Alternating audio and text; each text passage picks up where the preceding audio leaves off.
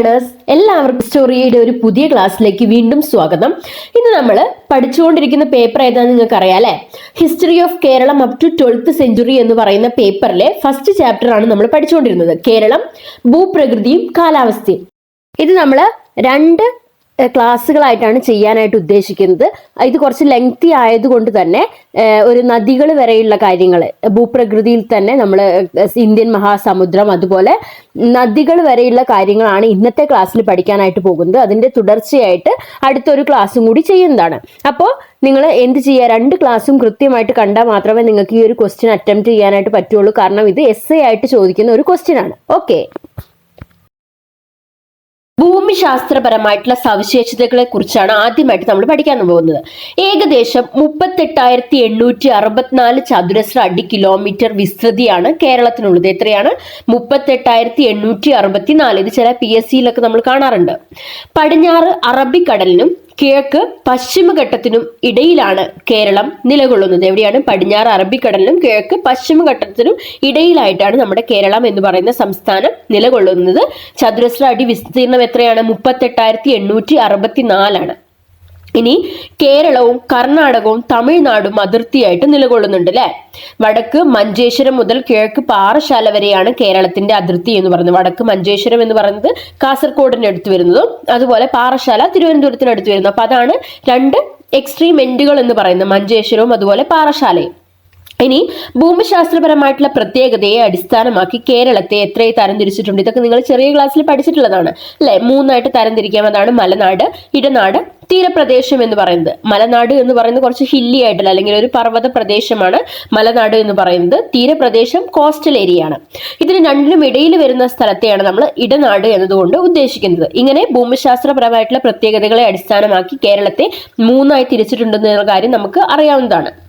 അതുപോലെ അതിർത്തി എന്ന് പറയുന്നത് പടിഞ്ഞാറ് അറബിക്കടലിനും കിഴക്ക് പശ്ചിമഘട്ടത്തിനും ഇടയിലാണെന്നും പ്രധാനമായിട്ടും കേരളം അതിർത്തി പങ്കിടുന്ന രണ്ട് സംസ്ഥാനങ്ങളാണ് കർണാടകവും അതുപോലെ തമിഴ്നാട് എന്ന് പറയുന്നത്. ഇതൊക്കെ നിങ്ങൾക്ക് അറിയുന്ന കാര്യമാണ്.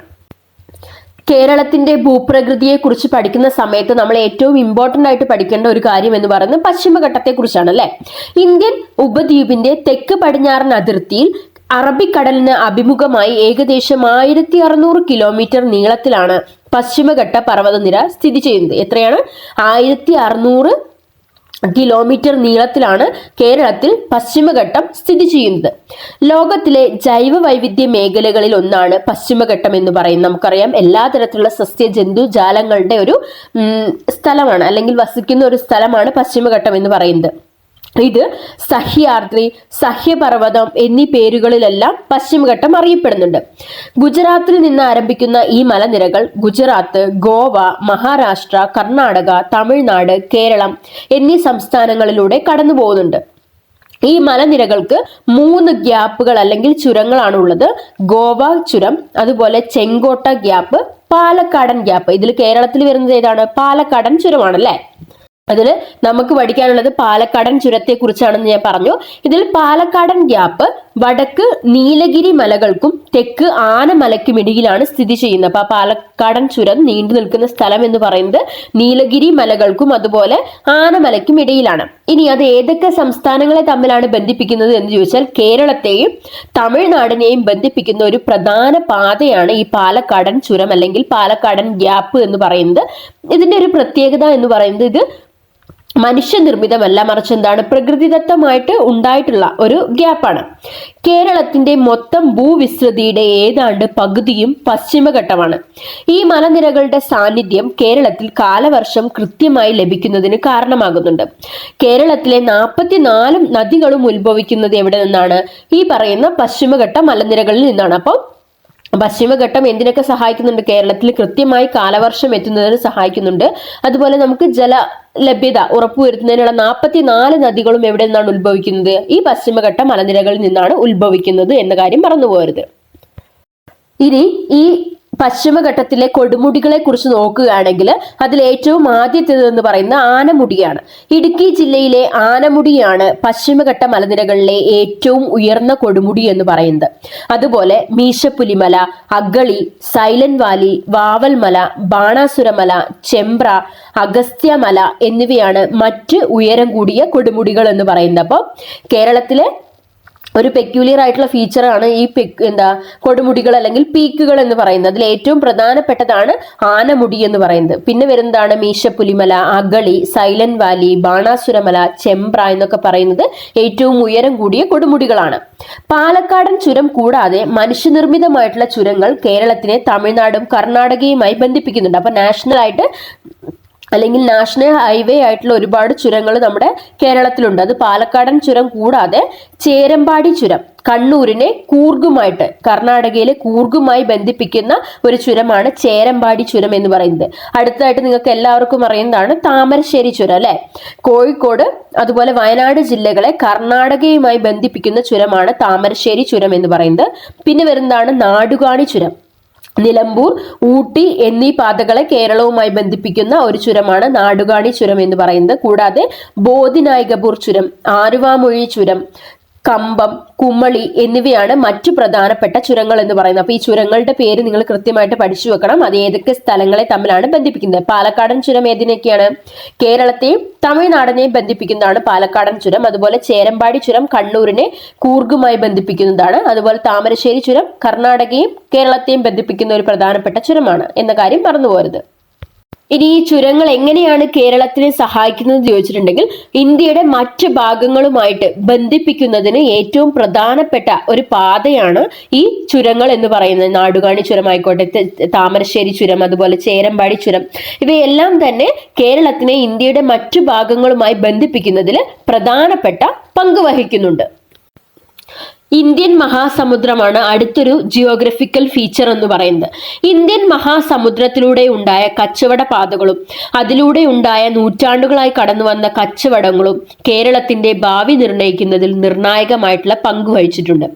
കേരളത്തെ യൂറോപ്യൻ അതുപോലെ മെഡിറ്ററേനിയൻ പ്രദേശങ്ങളുമായി ബന്ധിപ്പിക്കാൻ ഇന്ത്യൻ മഹാസമുദ്രത്തിനായിട്ടുണ്ട്. നമുക്കറിയാം, ക്ലാസിക്കൽ സംസ്കാരങ്ങളായിട്ടുള്ള ഗ്രീസ് അതുപോലെ റോമൻ സംസ്കാരങ്ങളുമായിട്ട് കേരളത്തിന് CE 1-ാം നൂറ്റാണ്ട് മുതൽ തന്നെ വ്യാപാര ബന്ധം ഉണ്ടായിരുന്നു എന്നതിനുള്ള തെളിവുകളൊക്കെ നമുക്ക് ലഭിച്ചിട്ടുണ്ട്. അതൊക്കെ ഇനി നമ്മൾ വരുന്ന ക്ലാസ്സുകളിൽ പഠിക്കും, പട്ടണം ഉത്ഖനനം എന്താണെന്നൊക്കെ.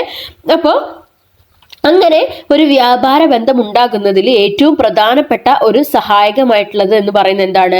ഈ പറയുന്ന ഇന്ത്യൻ മഹാസമുദ്രമാണ്. ഈ സമുദ്രത്തിന്റെ ഭാഗമാണ് ആൻഡമാൻ ദ്വീപുകൾ, അറബിക്കടൽ, ലക്ഷദ്വീപ്, ബംഗാൾ ഉൾക്കടൽ എന്ന് പറയുന്ന ഇവയെല്ലാം ചേർന്നതാണ് എന്ത് പേരിൽ അറിയപ്പെടുന്നത്? ഇന്ത്യൻ മഹാസമുദ്രം എന്ന പേരിൽ അറിയപ്പെടുന്നത്. അതിൽ ആൻഡമാൻ ദ്വീപുകൾ വരുന്നുണ്ട്, നിക്കോബാർ ദ്വീപുകൾ വരുന്നുണ്ട്, അറബിക്കടല്, ലക്ഷദ്വീപ്, ബംഗാൾ ഉൾക്കടൽ ഇവയെല്ലാം ചേർന്നതിനെയാണ് എന്ത് നമ്മൾ വിളിക്കുന്നത്? ഇന്ത്യൻ മഹാസമുദ്രം എന്ന പേരിൽ വിളിക്കുന്നത്. കേരളത്തിന്റെ പടിഞ്ഞാറേ ഭാഗത്താണ് അറബിക്കടൽ സ്ഥിതി ചെയ്യുന്നത്. ഇന്ത്യൻ മഹാസമുദ്രത്തിന്റെ ഒരു ഭാഗമാണ് അറബിക്കടൽ എന്ന് പറയുന്നത്. കേരളത്തിന്റെ കാലാവസ്ഥ നിർണ്ണയിക്കുന്നതിനും ഉപജീവന മാർഗത്തിനും ഈ അറബിക്കടൽ വളരെയധികം സഹായകമാണ് അല്ലെ. നമുക്കറിയാം, മത്സ്യബന്ധനം നടത്തി ജീവിക്കുന്ന ഒരു വിഭാഗം ആളുകൾ എവിടെയുണ്ട്? നമ്മുടെ ഈ തീരപ്രദേശത്തുണ്ട്. അപ്പൊ അവർക്ക് ഉപജീവന മാർഗത്തിനും അതുപോലെ കേരളത്തിന്റെ കാലാവസ്ഥ നമുക്ക് കൃത്യമായിട്ട് മഴ ലഭിക്കുന്നതിനും വേനൽക്കാലം കൃത്യമായി ലഭിക്കുന്നതിനും ഒക്കെ സഹായകമായിട്ടുള്ളതാണ് എന്ത്? അറബിക്കടൽ എന്ന് പറയുന്നത്.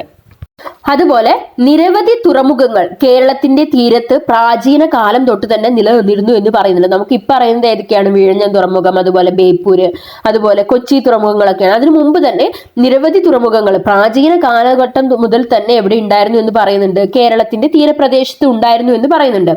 CE 1-ാം നൂറ്റാണ്ടിലെ പെരിപ്ലസ് ഓഫ് എർത്രിയൻ സീ എന്ന കൃതിയിലും ഗ്രീക്കോ റോമൻ വിവരണങ്ങളിലും നൗറ, ടിൻഡിസ്, ബറാക്കെ, മുച്ചിരിസ്, നെൽക്കിണ്ട, ബലിത എന്നീ തുറമുഖ നഗരങ്ങളെ കുറിച്ച് പരാമർശമുണ്ട്. ഈ തുറമുഖ നഗരങ്ങൾ നിങ്ങൾ കൃത്യമായിട്ട് പഠിച്ചു വെക്കണം. ഏതൊക്കെയാണ്? നൗറ, അതുപോലെ ടിൻഡിസ്, ബറാക്കെ, മുച്ചിരിസ്, നെൽക്കിണ്ട, ബലിത. ചിലപ്പോൾ മാപ്പ് സ്റ്റഡിയിലൊക്കെ നിങ്ങൾക്ക് ഇത് അടയാളപ്പെടുത്താനായിട്ട് ചോദിക്കും. അപ്പൊ ഇതെന്താണ്? കേരളത്തിലെ പ്രാചീന തുറമുഖങ്ങളാണ്. ഇതില് മുച്ചിരിസ് തീരത്ത് നടന്ന പഠനങ്ങൾ ഇന്ത്യയിൽ പ്രാചീന കാലം തൊട്ട് തന്നെ റോമും ഗ്രീസുമായി വ്യാപാരം ഉണ്ടായിരുന്നതിന്റെ തെളിവ് ലഭിക്കുന്നുണ്ട്. ഈ മുച്ചിരിസ് എന്ന് പറയുന്നത് കൊടുങ്ങല്ലൂരിനടുത്തുള്ള ഒരു സ്ഥലമാണെന്ന് കണ്ടെടുക്കപ്പെട്ടിട്ടുണ്ട്. അപ്പൊ ഈ മുച്ചിരിസിൽ നടത്തിയിട്ടുള്ള ഉദ്ഖനനങ്ങളിൽ എന്താണ് പറയുന്നത്? പ്രാചീന കാലഘട്ടം മുതൽ, അതായത് CE 1-ാം നൂറ്റാണ്ട് മുതൽ തന്നെ കേരളത്തിന് പ്രാചീന ഗ്രീസും റോമുമായിട്ട് വ്യാപാര ബന്ധം ഉണ്ടായിരുന്നു എന്ന് തെളിയിക്കുന്നതിനുമായിട്ട് ബന്ധപ്പെട്ടുള്ള ഒരുപാട് നാണയങ്ങളൊക്കെ നമ്മൾ ഐഡന്റിഫൈ ചെയ്തിട്ടുണ്ട്. ഇനി അതുപോലെ മധ്യകാലഘട്ടത്തിലേക്ക് വരികയാണെങ്കിൽ അറബി സഞ്ചാരികളുടെ വിവരണങ്ങളും ഒരുപാട് തുറമുഖങ്ങൾ കേരളത്തിൽ ഉണ്ടായിരുന്നു എന്ന് പറയുന്നുണ്ട്. അതിൽ പെടുന്നതാണ് മഡായി, വളപട്ടണം, ധർമ്മടം, കൊല്ലം, ബേപ്പൂർ, കോഴിക്കോട് എന്നിവയൊക്കെയായിരുന്നു അതിൽ പറയുന്ന പ്രധാനപ്പെട്ട തുറമുഖം എന്ന് പറഞ്ഞു. അപ്പോൾ ഈ പശ്ചിമേഷ്യൻ പാത്രങ്ങളുടെയും ചൈനീസ് പാത്രങ്ങളുടെയും അവശിഷ്ടങ്ങളൊക്കെ നമുക്ക് ഈ പറയുന്ന തുറമുഖങ്ങളുടെ നിന്ന് ലഭിച്ചിട്ടുണ്ട്. അപ്പൊ അത് എന്തിനുള്ള സൂചനയാണ്? രാജ്യാന്തര തലത്തിലുള്ള വ്യാപാരം പണ്ട് മുതൽ തന്നെ കേരളത്തിൽ ഉണ്ടായിരുന്നു എന്ന് സൂചിപ്പിക്കുന്നതാണ് ഈ പറയുന്ന തെളിവുകൾ. കേരളത്തിന്റെ അടുത്തൊരു ഭൂമിശാസ്ത്രപരമായിട്ടുള്ള സവിശേഷതയാണ് കേരളത്തിലെ നദികൾ എന്ന് പറയുന്നത് അല്ലെ. പശ്ചിമഘട്ട മലനിരകളിൽ നിന്ന് ഉത്ഭവിക്കുന്ന 44 നദികളാണ് കേരളത്തിലുള്ളത്. ഇതിൽ 41 പടിഞ്ഞാറോട്ടും 3 കിഴക്കോട്ടുമാണ് ഒഴുകുന്നത് എന്ന കാര്യം നിങ്ങൾക്ക് അറിയാവുന്നതാണ്. പശ്ചിമഘട്ടത്തിൽ നിന്ന് തുടങ്ങി ഇടനാട്ടിലൂടെ ഒഴുകി തീരപ്രദേശം തൊടുന്ന നദികൾ 2 മൺസൂൺ കാലങ്ങളെ ആശ്രയിച്ചാണ് നിലനിൽക്കുന്നത്. അപ്പം അതിന്റെ ഒരു ദൂരം എന്ന് പറയുന്നത് എവിടെയാണ്? പശ്ചിമഘട്ടത്തിൽ നിന്ന് ഉത്ഭവിക്കുന്നു, അതെവിടെ ചെന്ന് ചേരുന്നു? പടിഞ്ഞാറ് അറബിക്കടലിൽ ചെന്ന് ചേരുന്നു. അത്രയാണ് അതിന്റെ ഒരു ദൂരം എന്ന് പറയുന്നത്. അപ്പൊ ഈ നദികളെല്ലാം അവസാനം എവിടെയാണ് എത്തുന്നത്? അറബിക്കടലിലാണ് എത്തുന്നത്. അതിൽ 41 അറബിക്കടലിലേക്ക് പോകുന്നത്. മറ്റ് 3 നദികൾ കാര്യം നമുക്ക് പറയാം. കബനി, ഭവാനി, പാമ്പാർ എന്നീ 3 നദികൾ കിഴക്കോട്ട് ഒഴുകി തമിഴ്നാട്, കർണാടക സംസ്ഥാനങ്ങളിലൂടെ ദീർഘദൂരം സഞ്ചരിച്ച് ബംഗാൾ ഉൾക്കടലിലേക്കാണ് പോകുന്നത്. അപ്പൊ 41 നദികൾ പടിഞ്ഞാറോട്ട് ഒഴുകി അറബിക്കടലിലും 3 നദികൾ അതേതൊക്കെയാണ്?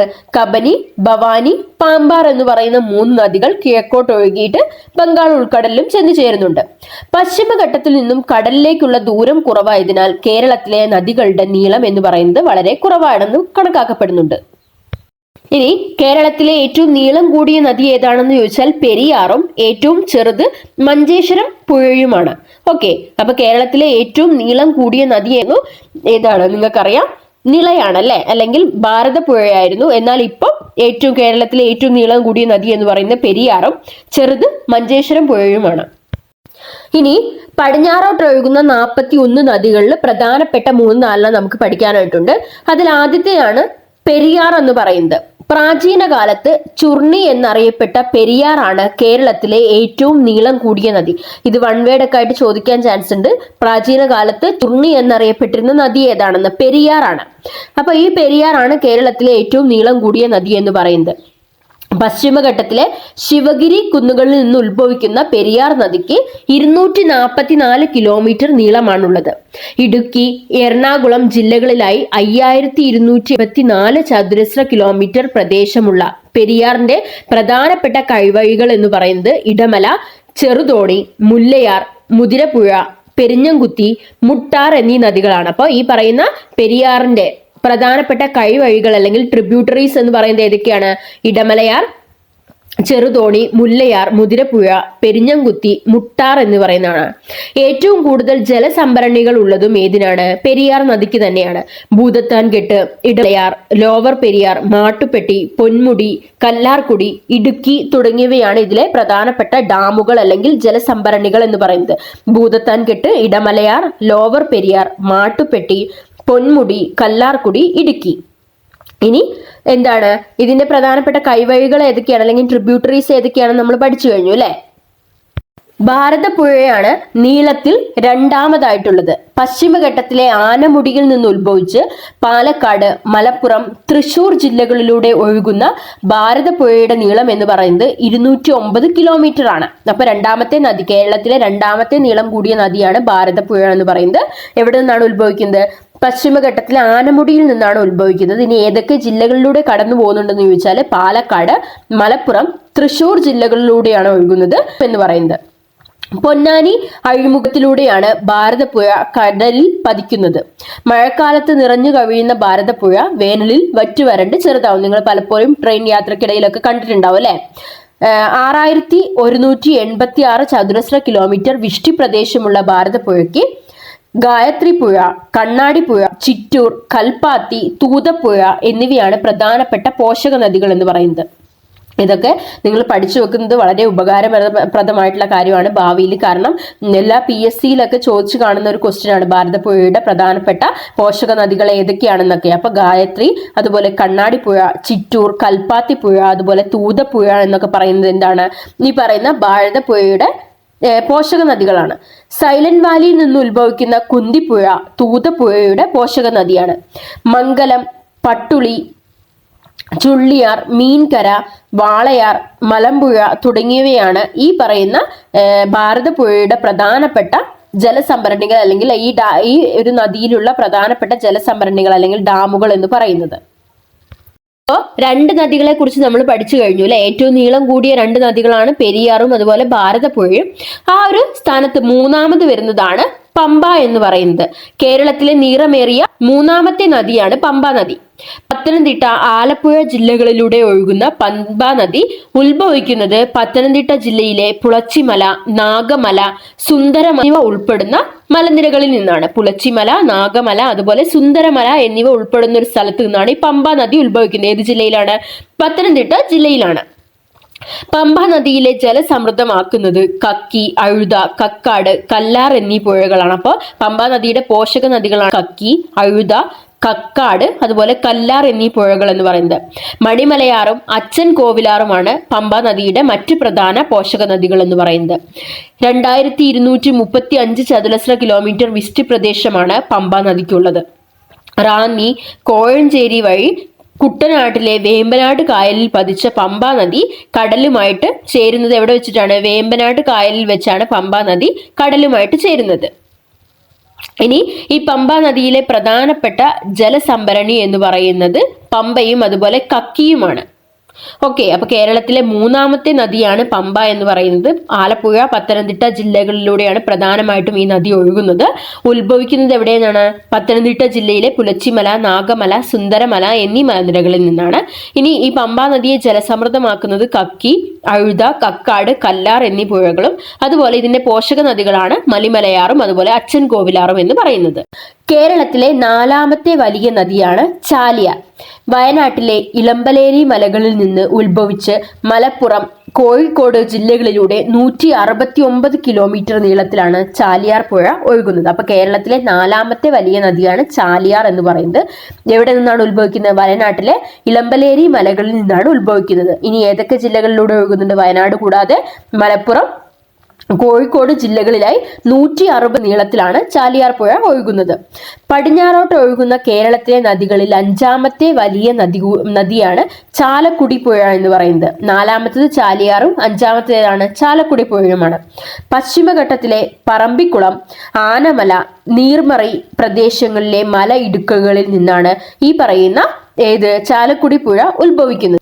പെരിങ്ങൽകുത്ത്, പറമ്പിക്കുളം, ഷോളയാർ എന്നിവയാണ് ചാലക്കുടി പുഴയിലെ പ്രധാനപ്പെട്ട ജലസംഭരണികൾ അല്ലെങ്കിൽ ഡാമുകൾ എന്ന് പറയുന്നത്. അപ്പൊ ചാലക്കുടി പുഴയിലെ പ്രധാനപ്പെട്ട ഡാമുകളാണ് പെരിങ്ങൽകൂത്ത്, പറമ്പിക്കുളം, ഷോളയാർ എന്ന് പറയുന്നത്. കേരളത്തിലെ പടിഞ്ഞാറോട്ട് ഒഴുകുന്ന നദികളിൽ അഞ്ചാമത്തെ നദിയാണ് ചാലക്കുടി പുഴ എന്ന് പറയുന്നത്. ഓക്കെ, ഇനി 41 നദികളെ കൂടാതെ കിഴക്കോട്ട് ഒഴുകുന്ന 3 നദികളുണ്ട്. അവയാണ് കബനി, ഭവാനി, പാമ്പാർ എന്നിവ. കേരളത്തിൽ കിഴക്കോട്ട് ഒഴുകുന്ന 3 നദികളാണ് ഈ പറയുന്ന കബനിയും ഭവാനിയും അതുപോലെ പാമ്പാറും. വയനാട്ടിലെ ബാണാസുര മലകളിൽ നിന്ന് ഉത്ഭവിച്ച് കേരളം, കർണാടക സംസ്ഥാനങ്ങളിലൂടെ ഒഴുകുന്ന നദിയാണ് കബനി എന്ന് പറയുന്നത്. വയനാട്ടിലെ ബാണാസുര മലയിൽ നിന്നാണ് കബനി നദി ഉത്ഭവിക്കുന്നത്. പിന്നീട് കേരളം കടന്ന് കർണാടക സംസ്ഥാനത്തു കൂടെയും ഈ കബനി നദി ഒഴുകുന്നുണ്ട്. പനമരം, മാനന്തവാടി, ബാവലി, നൂൽപ്പുഴ എന്നിവയാണ് കബനിയുടെ പ്രധാനപ്പെട്ട പോഷക നദികൾ എന്ന് പറയുന്നത്. പനമരം പുഴ, മാനന്തവാടി പുഴ, അതുപോലെ ബാവലി പുഴ, നൂൽപ്പുഴ ഇവയെല്ലാം ചേർന്നാണ് എന്തായി മാറുന്നത്? ജലസമൃദ്ധമായിട്ടുള്ള കബനി നദിയായിട്ട് മാറുന്നത്. ഭവാനി പുഴ തമിഴ്നാട്ടിലെ നീലഗിരി മലകളിൽ നിന്ന് ഉത്ഭവിച്ച് കേരളത്തിലെ പാലക്കാട് ജില്ലയിലെ സൈലന്റ് വാലി നാഷണൽ പാർക്കിലൂടെ ഒഴുകി തമിഴ്നാട്ടിൽ എത്തിച്ചേർന്നു. അപ്പോൾ സൈലന്റ് വാലി നാഷണൽ പാർക്കിലൂടെ ഒഴുകുന്ന നദി ഏതാണെന്ന് ചോദിച്ചാൽ ഭവാനി പുഴയാണ്. ഇത് ഉത്ഭവിക്കുന്നത് തമിഴ്നാട്ടിലെ നീലഗിരി മലകളിൽ നിന്നാണ്. പിന്നീട് കേരളത്തിലെ പാലക്കാട് ജില്ലയിലെ സൈലന്റ് വാലി നാഷണൽ പാർക്കിലൂടെ ഒഴുകി വീണ്ടും എങ്ങോട്ട് പോകുന്നുണ്ട്? തമിഴ്നാട്ടിലേക്ക് പോകുന്നു. ശിരുവാണി, വരാഗർ എന്നിവയാണ് ഈ നദിയുടെ പ്രധാനപ്പെട്ട പോഷക നദികൾ. ഇടുക്കി ജില്ലയിലെ ആനമുടിയിൽ നിന്ന് ഉത്ഭവിക്കുന്ന നദിയാണ് പാമ്പാർ എന്ന് പറയുന്നത്. ഇത് കിഴക്കോട്ട് ഒഴുകി അമരാവതി നദിയിൽ ചേരുകയും പിന്നീട് ബംഗാൾ ഉൾക്കടലിൽ പതിക്കുകയും ചെയ്യുന്നു. അപ്പൊ ഇവയാണ് പ്രധാനപ്പെട്ട 3 നദികൾ എന്ന് പറയുന്നത്. കിഴക്കോട്ട് ഒഴുകുന്ന നദികളാണ് കബനി, ഭവാനി, പാമ്പാർ. ഓക്കെ, അപ്പൊ നമ്മൾ ഇന്ന് പ്രധാനമായിട്ടും പശ്ചിമഘട്ടത്തെക്കുറിച്ചും അതുപോലെ ഇന്ത്യൻ മഹാസമുദ്രം, കേരളത്തിലെ പ്രധാനപ്പെട്ട നദികൾ തുടങ്ങിയ കാര്യങ്ങളെ കുറിച്ചാണ് പഠിച്ചത്. ഇതിന്റെ തുടർച്ചയായിട്ടാണ് നമ്മൾ ഇനി അടുത്ത ക്ലാസ് ചെയ്യാനായിട്ട് പോകുന്നത്. അപ്പോൾ ഈ ക്ലാസ് കണ്ടാൽ മാത്രമേ നിങ്ങൾക്ക് അതിന്റെ ഒരു കണ്ടിന്യൂവേഷൻ കിട്ടുള്ളൂ. അപ്പോൾ നിങ്ങൾക്ക് ഇത് ഉപകാരപ്രദമായും തോന്നുകയാണെങ്കിൽ നിങ്ങളുടെ ഫ്രണ്ട്സിന് ഷെയർ ചെയ്ത് കൊടുക്കാനും ചാനൽ സബ്സ്ക്രൈബ് ചെയ്യാനും മറക്കരുത്. താങ്ക്